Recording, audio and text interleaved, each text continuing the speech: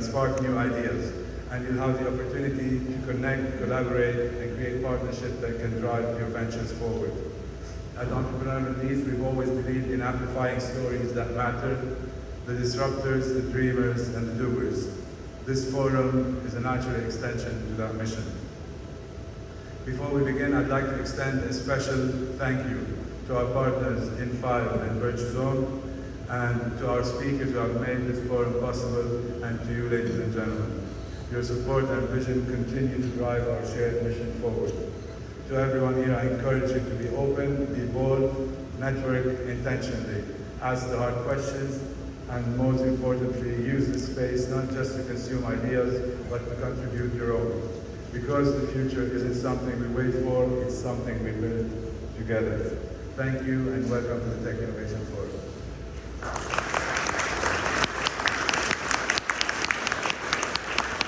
All right, now let's dive deeper into one of the most defining forces of our time, artificial intelligence. The next panel is hosted by my colleague Alia Mehreen Ahmed, the features editor at Entrepreneur Middle East, and she's going to be joined by the following: Mr. Max Avitukhov, Chief Executive at Yango Tech; Abir Habbal, MD, Data and AI at Accenture; Mu'in Islam, Co-founder and CEO at PE; Sammar Faruqi, VP AI Strategy and Transformation at SAP; Walid Al-Bashir, Founder and Managing Partner at Intuitio Ventures; and last but not least, Ahmed Abdi Omar, VP of Customer Experience at EN. Thank you, ladies and gentlemen. Give them a huge round of applause.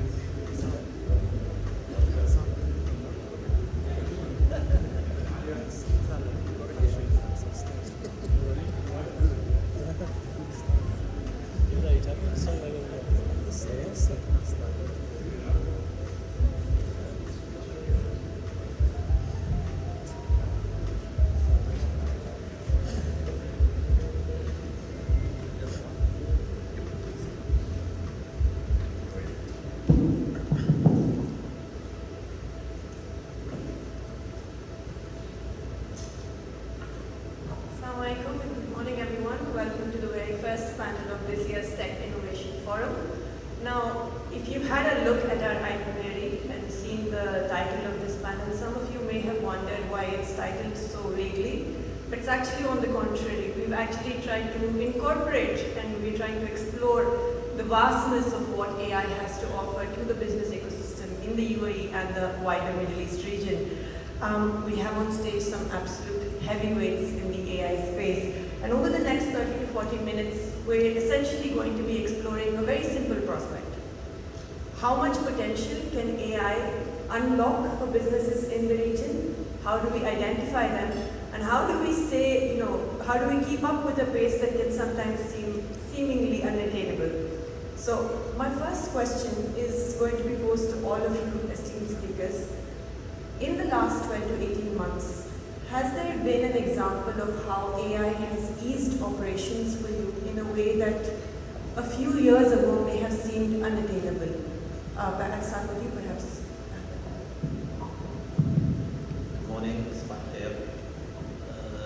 I think, speaking from the domain that I come from, which is purely customer experience, interaction with the consumer from brands, I think the most important thing that we've seen evolving over time is moving from mass communication that used to be untailored and personalized into a personalized experience through the whole journey of consumer interaction with the brand.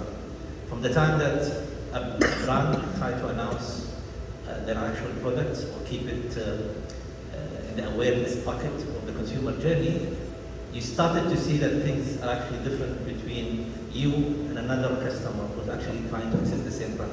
Now it comes because of the hyper personalization exercise, but it's being driven mainly by AI engines that actually understand how the algorithm will work when it comes to your preferences. And of course, I always say it to the brands and to my customers and also to my team, if you do it right in the beginning, if you sell the product right to the right person, through the right channel, with the right message in the right timing, then you won't have customer support cases and you wouldn't have contact center agents and you wouldn't be able to drive the remaining part of the journey, and you will focus only on loyalty where you can come back again and acquire, cross-sell and upsell or increase the share of wallet of the customer. So we believe today that the hyper-personalization is something that's really been impacted by our industry and it's been mainly driven by the AI engine.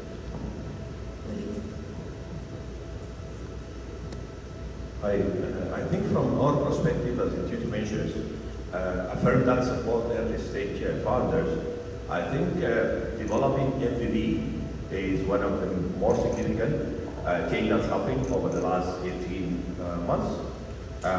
Right from vibe coding to multi-contest protocol to conducting market research, doing hypothesis and validation for the ideas. And this is something that accelerators and other ecosystem builders used to do this in like 3-4 months, and eventually they hardly come up with a concluded, overview of the idea. I think today it's a challenge. It's a challenge for all VCs to scout for the right founders, because I see founders today, they are not very much in need of the early stage funding. Because end of the day, if a founder looking for $100,000 or $50,000 or so to develop their MVP, today they could do this with the use of vibe coding, MCP protocols and others in a very much less amount. This put pressure in all the ecosystem builders in order to innovate their business model and try to come with a more value proposition that attract founders to their firms. I think this is fundamental, and we are pretty much at the tip of the iceberg. Most of the people, they don't know what's going to happen. Still, there is a lot of bias with the vibe coding. There's a lot of, it's in a sort of validation state. But I think whatever we have achieved over the last 18 months has been significant. We see companies like Lovable, within 8 months they turned into unicorn. We see like Repdate, we see Copilot right now has been rolling over in Microsoft tools. And it's enhancing the productivity and decreasing the typing in a big way. This might be. Okay, Sumant? Yes, good morning everyone. Thank you for inviting me to join the panel. So speaking on behalf of my experience in the software industry, one important aspect is entrepreneurship, both for a large established organization like SAP and how we drive AI into our innovation platforms, number one. That has been transformational. I'd say our go-to-market organization has been that AI has always been present in our offerings. What has changed is the perception of the market, number one. Right? And the difference in the mindset of the customer or the consumer between what is AI, what is a chatbot, right, LLMs, versus what is the core functional AI, expert systems, driving analysis, driving insight, agentic AI, right, solving business problems. Right? This is where our primary focus has been, both internally working with partners and ecosystems. So in my role, I work very closely with Silicon Valley startups, for example, that either SAP funds or we collaborate with to identify innovation use cases. And as Walid was saying, one of the critical important things is business value. Right? Technology comes in peaks and troughs and waves, and now we're riding one of the biggest waves in my entire lifetime. And I've been in this industry for over 30 years. I've seen it all the way from client server to the internet boom, everything. Right? So here we are today, riding this wave. But this wave has to be translated, A, for entrepreneurs, into translating great ideas and innovation into business value and driving collaboration. So one thing we work very closely in transforming the environment is to allow entrepreneurs access to the SAP ecosystem, right, to integrate with SAP and other products, so that your offering has great potential, right? You're actually solving business challenges that makes a difference across a vast array of industries, right? Be it in healthcare, be it in public sector, be it in manufacturing, be it in retail, right? Often, use cases often get bogged down into the front end side of things, maybe in marketing and so on. But actually, there's a whole universe out there of very exciting opportunities, right? So where I see the change is to help entrepreneurs access and navigate what is fundamentally, for example, SAP's core competence, right? Deep data, deep knowledge. SAP's been in business for over 50 years now, right? And we have deep expertise in over 26 industries, spanning the entire A to Z of commerce, of operations, of supply chain, of logistics, of healthcare, of defense, you name it. That is an access gateway for entrepreneurs to take their business ideas. I have a great idea for healthcare, right? I've innovated this using AI. How do I apply that? How do I access the data? Because without data, you don't have an AI. You don't have something that actually solves a business problem that generates value. You can take, right, to the Minister of Health. You can take to the CEO of a large healthcare concern. So for me, collaborating and working across the entire ecosystem, this has been a transformational change to help entrepreneurs drive this innovation using AI to deliver business value. Wonderful. Abir, good morning everyone, and I have to say I love the music touch, it got me all hyped. And I would agree with Samar and Walid from an Accenture standpoint. First, lead of the data and IT team. There is no excuse for not allowing us to develop a POC in a single day-to-day, leveraging all the developments that are happening. But the impact is really wider across 700,000 plus employees within Accenture, in the sense that today anyone, even beyond the boundaries of our company, can create an AI agent. That includes our parents, that includes our kids. And the fact that agents sense, comprehend, learn, act really makes them capable of really handling any task that we direct them to. And more broadly than that, today from a standpoint, if we look at the global open source community, whether through GitHub, Hugging Face, and so forth, there are many templates that are being published that can directly allow us to even establish sales function, support function, different support functions, and so on. So really, there's a global momentum happening that has allowed us to democratize AI access.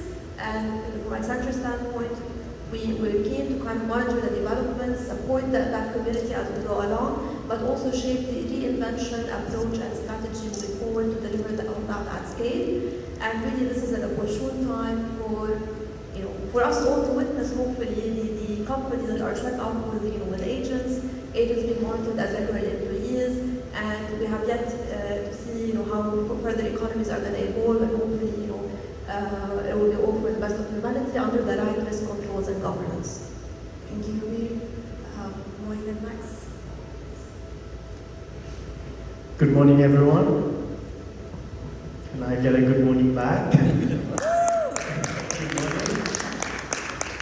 I'm super excited to be here, and thank you for this incredible question. What I believe, from my perspective, especially over the last 18 months, there's this one innovation we've seen in AI that for me was totally unthinkable, is for AI to be able to use reason just like human beings. And so which we call it the thinking model. And just to give you guys some context in terms of how we are using the thinking model in our platform. So we have a platform called SageMaster, which allows people to create a trading strategy. And in the past, where alongside our platform, we also built an AI workplace platform for our employees and also for our customers. So customers would go to our platform and literally type in a question in order for them to get help in how they can create a trading strategy. Now, in the past, what we had to continuously do is retrain our model so that every time someone asks a question, it gives them the most effective answer possible. That was taking a lot of time until the thinking model came about. So since we implemented the thinking model, now our platform is able to speak to, let's just say, a supervisor AI, and then that supervisor, based on what is the intention of the customer, is able to talk to a specialized AI that literally understand the customer's need. And then that specialized AI also has access to our tool. And because of that, the answers and response it gives is way more effective. And as a result of that, our product activation across the customers has literally increased drastically. So that's something that we did, and I felt like hats off to our team.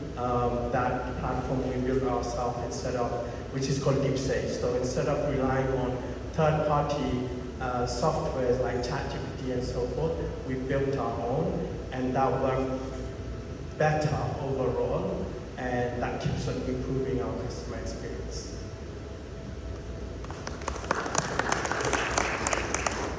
Thank you very much, such esteemed audience. Thank you for hosting us. Answering the question about how AI impacted our whole life in the last 12, 18 months, I guess the most drastic change came in marketing, where previously we had months to create campaigns, hire agencies. Now all younger ads, you can notice better not to notice, they all created by AI, and it takes a span of a couple of days. The second one also was mentioned here about prototyping. It improved drastically. So now to create MVP, you don't need to dig deeper, to check, to create some code environment, sandboxes, etc. So all can be orchestrated through available lavables and the source. Third one is the customer experience. What I noticed is that, and it's only the beginning. So now it's much easier to make it more personalized, more appealing, higher quality. Next, it's gonna be talking to you. Now it's gonna talk to you on a simple matters, like to have looking for a table, but going forward, it will crack more complex use cases, and it will alleviate overall experience, interconnecting with large organizations. For instance, now you're looking for support from a commercial bank or airlines, and you need to go into the chat, and going forward. And I think this future will come much faster than we anticipate, and we will see how it speaks to us in our own dialect, and it shares values of the company that is actually approaching you, or you approaching the company. And so we see already a lot of practical inputs that can be observable on the P&L level, but I think the more to come. Imagine when Excel came to life, it was quite a tough path to adopt it across the workforce, but this AI stuff, the orchestration of agents, certain productivity tools, it will be something very fascinating. So looking forward to this change. Perfect, thank you. I think that's been a nice we've eased into the conversation now, and I think the audience has an idea of what our speakers, what their areas of expertise entail. But I'll come to you now, Abir. Accenture is essentially at the intersection of understanding how strategies, operation, and technology can influence each other. In light of that, with AI being something of a bandwagon that firms want to jump on, especially startups and entrepreneurs, what would you say is the first step in AI adoption when it comes to identifying how it can, say, cut costs or increase revenue, boost competitiveness, and the like? Thank you for the question, Alia. The starting point really is that no function is spare of AI impact. So the landscape of transformation that you need to paint really will cut across everything we do within the business. The choice from a leadership standpoint becomes about, well, where do I get started from? And we have to have a short-term and a long-term view. Short-term, where can I create the highest value? How can I potentially invent a service, a process, a customer experience touch point that is going to allow me to have a better reach, better personalization, better impact, increase my top line, reduce any missed revenues I may have. So the value angle, of course, is key to understand where can I get differentiated, and of course, while passing the feasibility check. The long-term impact is going to be, okay, well, how do I take everyone with me along this transformation? Because as I said, AI is not limited to your AI team. It is actually pervasive across your organization. So thinking upfront around how do I build my enterprise or knowledge brain? How do I provide access to employees to agents that understand the business, understand the landscape that we're operating in, and empowers them even to create even their own use cases as they go along. So coupling these two together is really key, because the experience is that it's not just about launching a successful use case that works well in terms of accuracy and so on. There's a lot more work to go into driving the level of adoption, because that's where we can create impact when our employees, our customers are benefiting from it. There's a lot that goes into also managing the AI continuously to make sure it's delivering accurately, it's not violating any ethical principles. There's a lot that goes into really managing as a product throughout their entire life cycle to evolve them and to really drive transformation. So that's how the journey starts. Perfect. I'd like to continue that thread of conversation with you, Samar. When we spoke very briefly just before this forum, you mentioned how it's important for businesses to learn how to deliver measurable business value through AI integration. So if we can just sort of explore that a little bit, and if you could share your insights on some of the non-financial metrics that businesses can adopt to gauge this AI strategy impact. Yes, so it's a very important theme, and if I might just ask the audience briefly, put your hands up. Has anyone seen a headline that says 95% of AI projects fail? Has anyone seen that headline? A few of you? Okay, so what's your opinion of that? Is that true? Well, I published an article recently on my blog on LinkedIn, so please feel free to look it up and comment on that. This was some research by MIT. It said 95% of AI projects fail. Right? The failure rate was calculated on a sample size of 300 AI projects, the success metric being P&L impact only. Right.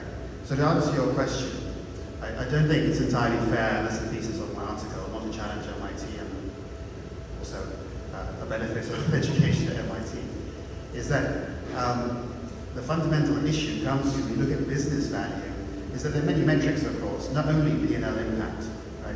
And so in that case, that was a piece of research, journalistically done by MIT, that landed all the media worldwide. 95% of AI projects fail and actually impacted many large organizations' valuations. But that's not entirely true, is it? So you look at the non-financial impacts, look at any project that you do, for example, right? So time to market, right? Utilization of your data, customer satisfaction, whatever the relevant use case is, right? It drives certain behaviors and certain efficiency gains inside a given process, inside the organization, has certain outcomes. And that outcome can benefit the internal customer, your external customer, your user, right? Your brand perception, all these things have to be taken into account when you look at the ultimate success, if you like, the success metrics.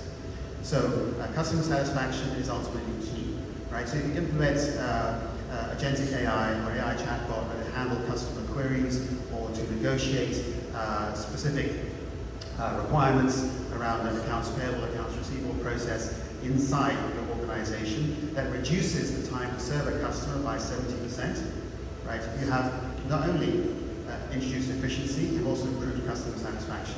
You improve the bandwidth of your people to handle more strategic tasks, right? You've lifted the time spent on administration, on clerical work, to actually solve actual business problems. And these can't always be immediately quantified. So when it comes to looking at business value, there's obviously an entire mindset that's relevant, of course, to measuring your financial success, but also looking at how you impact the user, how you impact the customer, and how you actually measure success through adoption. This is often sometimes overlooked. It's not just you delivered a project that's gone live, and I'm saying this as a representative of a software company. Obviously, we sell software, so one might implement that. My colleague here will implement it, she's smiling. Right? Next step, are you using it? Are you using it effectively? Is it delivering value? Right? The customer should come back to SAP, should come back to Accenture. right? And say, what measures did you tell us at the start? Do we have the metrics in place to measure that? And what is the improvement I'm seeing, right? When we drive that with AI, can I see those stage gates, right? So it should be auditable start to finish. So whether you're doing a pilot, whether you're developing your own, whether you're working with a partner like SAP or with Accenture, measuring those non-financially driven metrics are important. And so adoption, customer satisfaction, the perception and acceptance of the new process by employees and customers, right? All of these things add up to success, right? So it's a longer term play. And so going back to my original thesis, I don't think it's entirely fair to say that 95% of AI projects fail. If you just solely measure it on a very short-term KPI, you have to look at the entire picture and how it embeds inside the organization, right? This is classic wisdom in one sense, right? You've all been brought up with that in business school, etc. But you're going to measure for the long term and look at the soft and hard factors in terms of adoption and acceptance. Very important. Perfect. Ahmed, I'll come to you next. Yes. Yes. Ahmed, I'll come to you next. And you actually touched upon it earlier, the hyper-personalized customer experience. I think Max did as well. That in itself is quite a competitive differentiator in the market. But when it comes to applying AI in a way that, yes, allows hyper-personalized customer experiences, but also allows you to stay true to your vision and ensures transparency across the board, how do you advise businesses to sort of strike a balance between the two? So I think this is where, back to the theme of this event, being bold and being transparent. First of all, we will start with the vision, because coming from EAN, how many of you guys knows EAN? Yes. Okay. How many of you knows what AND stands for? Okay. So beyond the standard mobile plan and the eLife connectivity that you had today, we are much, much beyond connectivity. And the anchor plan that's being defined was to actually move from scale and efficiency to a really powerhouse of digital ecosystem that connect, enable, enrich people. And with this strategy, AI was in the core, whether it's internally within our business processes or all the products that we sell to our customer and consumer. Now, when we started this journey, we said, you know what, we want to do bits and pieces back to the actual tangible KPIs that we want to do. We said we wanted to do 4 things right. One, we understand our customer well, be it B2C or B2B, which means you need to have that base of data, whether it's your own data, first-party data, or a third-party data, or an collaboration with another partner that you will be able to capture this data for you to build a database. For us, we said data is king. Once you know your customer, then you will go to the second right thing that you need to do, is to understand exactly what is the message that you want to tell. Are you selling them something? Are you promoting for your own product? Is it the customer case support? Is it something that you want him to come and visit you in a specific location? And then third, whether you really want to go and communicate with him in the right channel, the favorite channel that you have. Go to the store, come to our locations, access you through the social media, come to you in a digital channel. And last but not least, the timing. Timing is important. Time of the day, time of the year, time of the week, your anniversary, birthday, your need being captured. With all of these 4, we say the technology will help us to do this, and we take it product by product, we test it with them. And marketing was one of the obvious cases that actually went super well, because we knew today the people who had a specific deal for you, and some of you guys might have a deal that his son doesn't have it. Some of the kids actually have more lower price when it comes to their GP compared to their parents because of the share of value or the lifetime value of the customer. Now, with all of this said, back to the core of the question, I think we need to be ethical about all of this exercise. And this is where my personal opinions, when this interaction that happens to you with this agent, AI agents, you as a brand, as a customers, you need to make sure that you are explicitly transparent and clear with your customers when this is going to be shifted from a standard AI agent into a human agent. Now, this is important because we might overuse this hype of AI in a way that the core of all of this discussion is data. And people, without data, the AI model will never learn. And for me to give you my data, you need to give me trust. You need to be transparent. You need to tell me today, that if you will ask me about my birthday or my favorite color or the stuff that I like in terms of my cuisine, you need to tell me whether you are the AI agent who actually is building that algorithm and engine, or you are a human agent who's really trying to support me there. And that's something that is going to create more empowerment, more transparency, but it will also add the human part. And I always tell my team that AI without human is not AI. That's why we call it artificial and human intelligence, because it needs to evolve over time. You need to go and modify the algorithm. You need to capture more and more data. And eventually, at the end of the day, we in EAN, we started to capture these opportunities across the board. We have an AI academy. We built the chief AI and data officer role within the organization. We have programs that we are interacting also with other enterprise customers. We funded today with EAN Capital a lot of AI engines. But I believe being responsible and transparent when it comes to the use cases that you go and apply is very, very important, at least for us as being in this stage of the journey with AI. I think on everyone's tables, perhaps you might find the issue where Group CEO Hatim Dawoodar of EAN is on the cover. So please do read. It's an incredible journey that they've gone through from a telco to a techco. Now I'll come to the two CEOs on our panel, Max and Moin. With AI tools being way more accessible now and perhaps way more opportunities available to use them, when it comes to decision making, how do you discern whether an opportunity is worth investing in, an AI opportunity? And perhaps the second part of that question is something that Max touched upon earlier, and that's about workforce, making sure that your workforce is ready for that sort of an adoption. What sort of steps do you take for that? Okay, so I would decide the AI. So again, now it was mentioned MIT statistics about 5% on the 95% failure, 5% success. Why it also comes to these numbers? Because prototyping is much easier. So you can try now and build MVP in 1 month or 2 months. That can sound properly on a short scale and can behave properly. So then you can actually try and test it much easier. So the funnel itself, it's expanded upwards.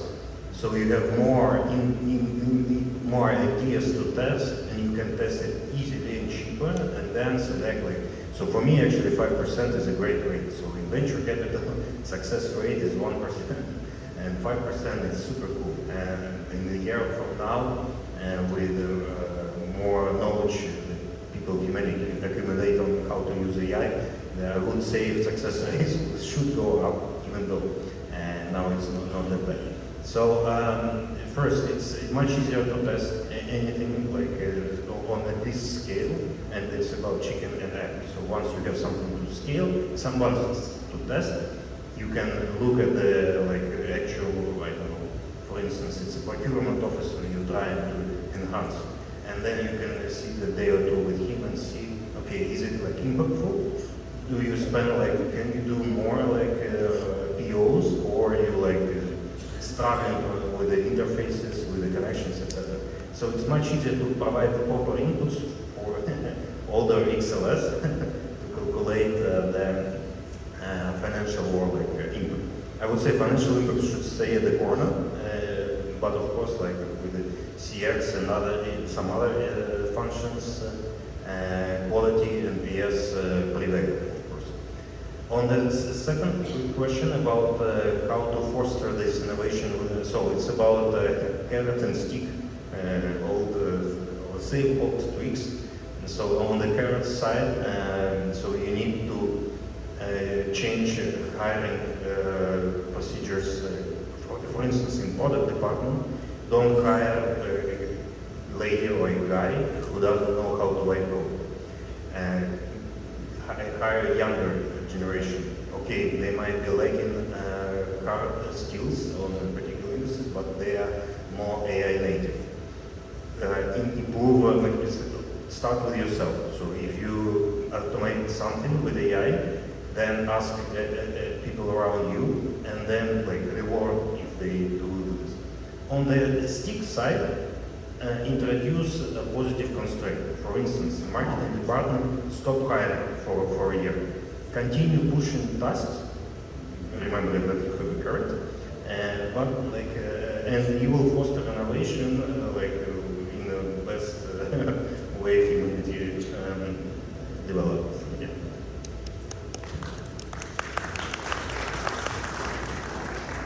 I truly believe, from my perspective at least, if we are talking about companies that are good to invest in generally, I always look at it from a point of view. If that company has a product or service that's actually solving a problem and it has a market demand.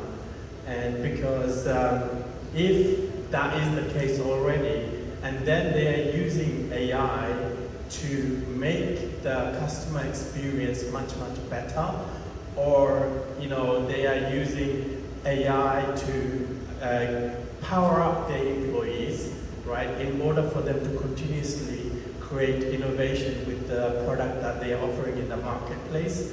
I feel like these companies are way less riskier to invest in, because we know, yes, 95% of the AI project fell, but that can automatically be reduced if you are going for companies that really have a real service to offer in the marketplace that has proven a market demand as well. And for example, what we did with DeepSage, we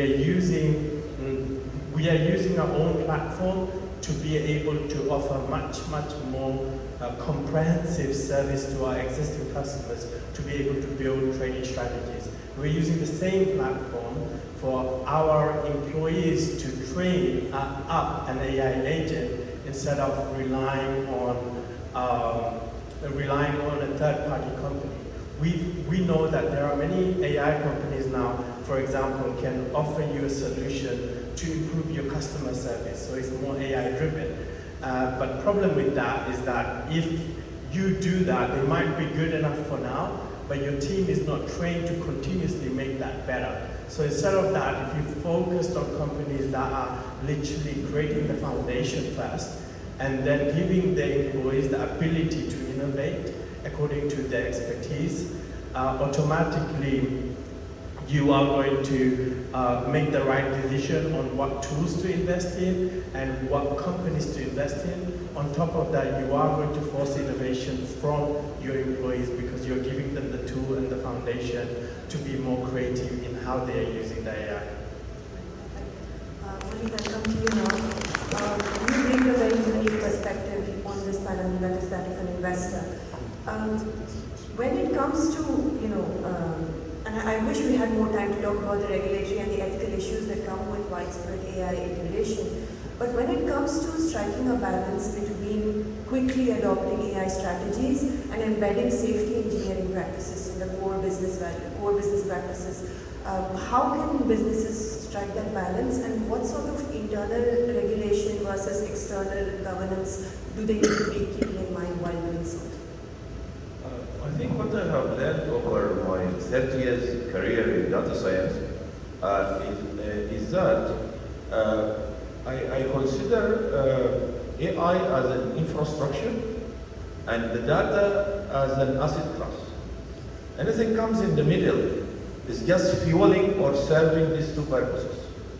So out of this concept, we are going to face a serious data scarcity post-2027, because all the public data has been trained, and by 2027 there will not be any more public data to be trained. Now, how would we fulfill the appetite that is increasingly happening today for the consumer by adding more data that's without getting into the loop of generating synthetic data and utilizing synthetic data. So I think, just answering the question directly, I think it's about the urgency and the responsibility. So the first spaceship has been sent to the space, I think, on 64 kilowatt of computing power. So I don't think searching for busy restaurants through AI chat consuming, like 500 or 1,000 token is the responsible behavior. So here always, we have to understand that there are more deeper utilization of AI rather than the chat model. And most of the players like Anthropic right now, they're moving out of the chat model, or they're imposing more guardrails on the utilization of the chat model, because there are other, you see now Google, they have their own, you can use Google search normally, and Google will decide whether they will send you to the normal chat, or they will send you to the AI chat. This is the first thing. The second thing is about accountability and risk, because right now we have data sovereignty, and this one it goes deeper into security, national security utilization of AI, transportation utilization of AI, and all the elements about it. Then here you have to put a clear internal measures in terms of accountability and risk, because again, most of the AI models today, they are trained on a statistic algorithm. So the boundary to have, like a biased output or sort of wrong answer, it's high potential. So here, how would we develop the guardrails in order to make sure that we are having several checkpoints, and also how are we going to connect those AI agents with hands-off, so they will rely on the validation of the previous output and then getting it into the second output. Maybe this is too technical, but again, all leadership, they have to understand the implication of these factors very well. I think this is my 2 cents in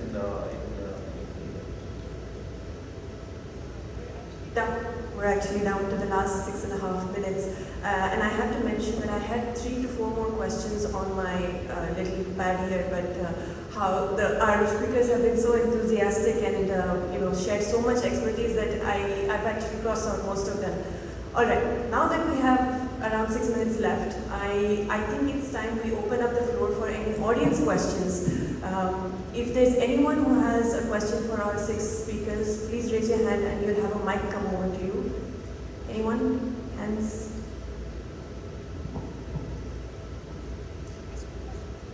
It doesn't necessarily have to pertain to the topic that we spoke about. It can be anything related to AI. There, I see a hand raised at the back. Yes, ma'am. Can we have a mic at the back there, please?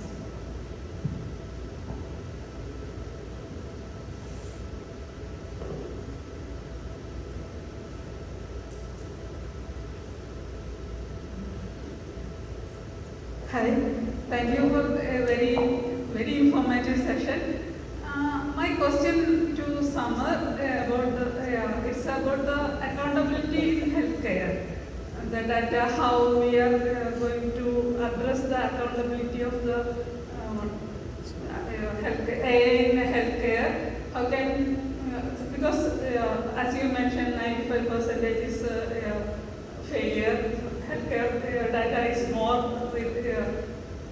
vulnerable, because it's like we need to take care of more. So how we can address the accountability, and what kind of policies are going to address, make it, because it should come from the government policies. Because if we are taking the data from the government entities, it's very difficult to get it. And if it is getting also the data, if it is not success, it will be more difficult to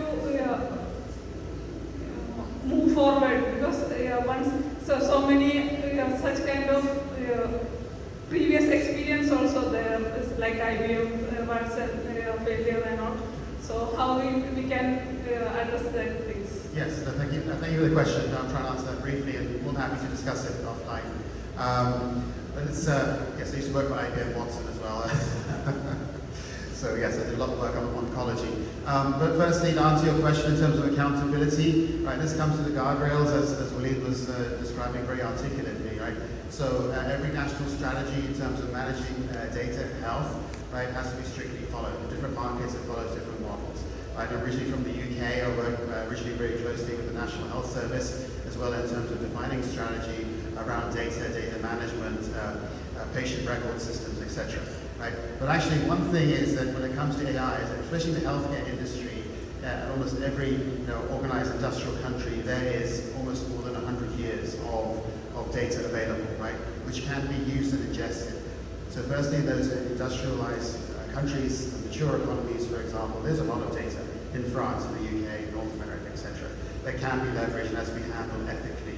Right? That comes to important national standards in terms of how that's handled, as well as by the partners who are using that data, number one.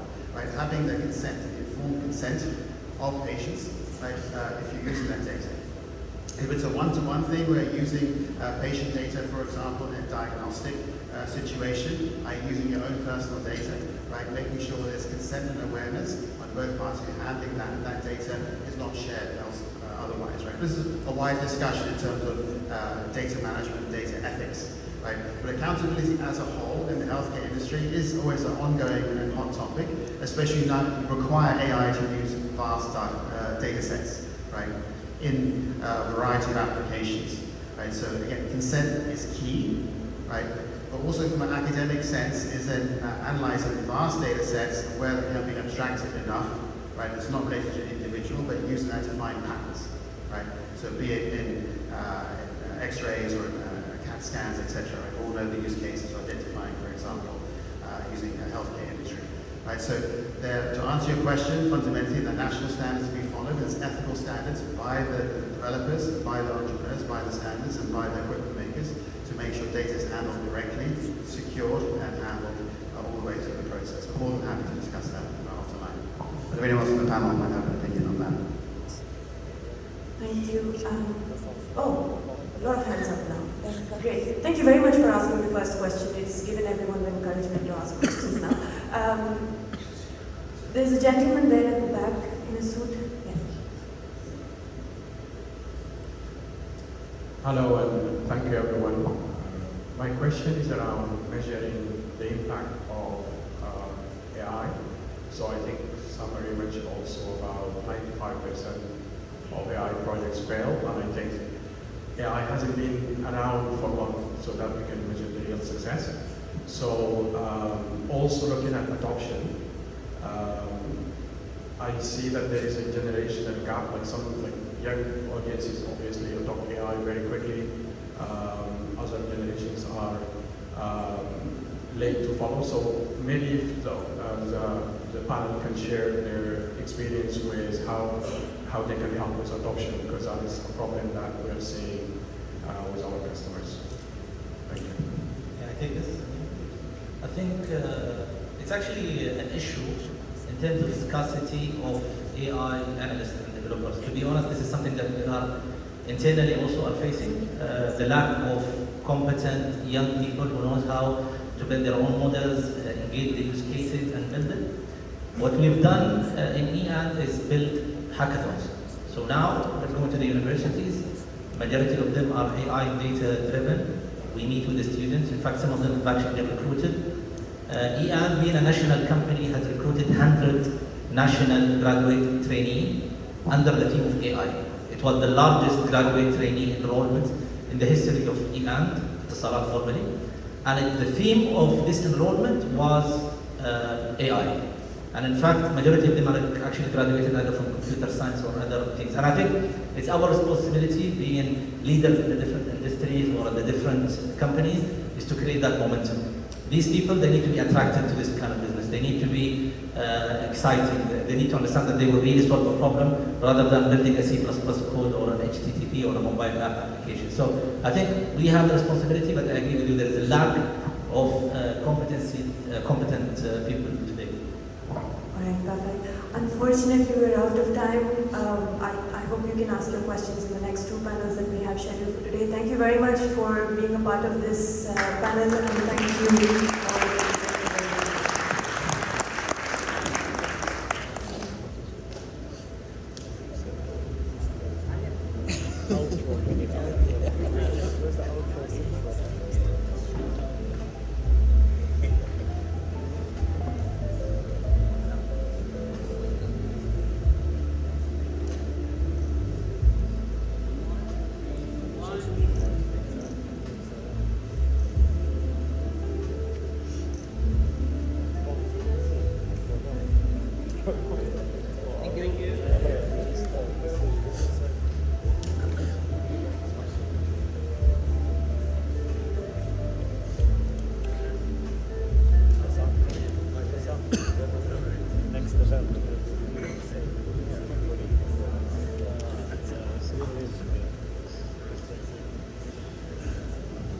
Thank you everyone for Good stuff, being right? such an